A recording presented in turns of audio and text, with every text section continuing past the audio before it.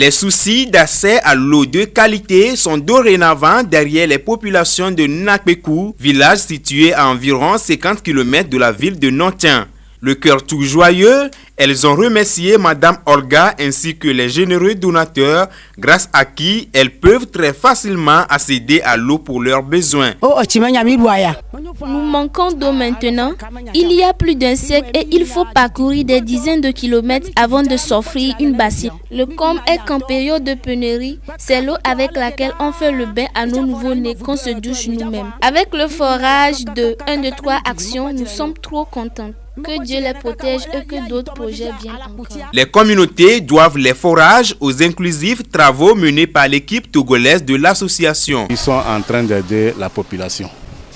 Et les sites qu'ils découvrent pour la réalisation de ces ouvrages, ce n'est pas demander à n'importe qui de fouiller et trouver ces villages.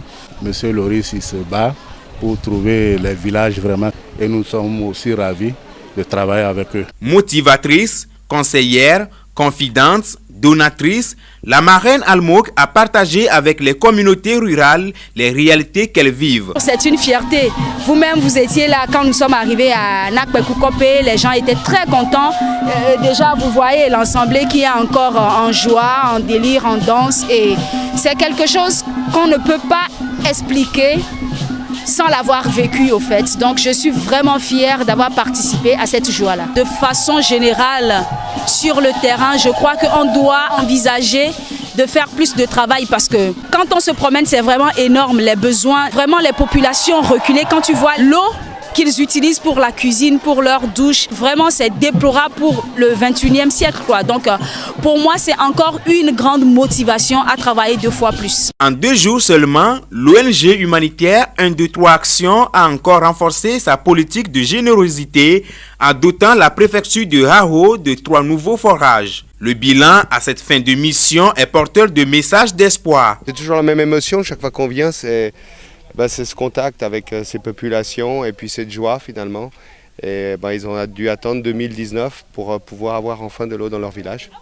Donc je compte sur les donateurs, sur l'Europe pour un petit peu aider l'Afrique qui souffre énormément de manque d'eau. Octobre-novembre, entre-temps on ira sur la Thaïlande le mois prochain pour inaugurer 8 nouveaux villages aussi.